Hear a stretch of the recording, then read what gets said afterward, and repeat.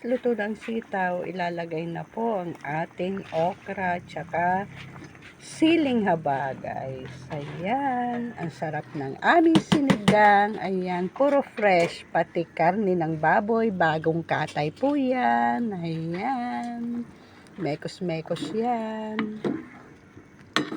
Atin ng timplahan ng seasoning, yung favorite ni Lola na pang timpla. Ayan, sa kanyang mga niluluto. Ayan guys, ang pampalasa. Ayan, ang sarap na guys, ang aming ulam, ang aming pananghalian. Puro fresh.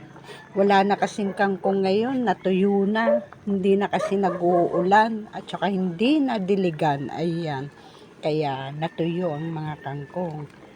Kaya walang kangkong, ayan, pero fresh naman lahat ng gulay at saka ng karne, ayan, pati simula sa pansigang, ayan, fresh na fresh from the puno, ayan, kita nyo naman guys kung paano ko kinuha, ayan, thank you for watching, God bless.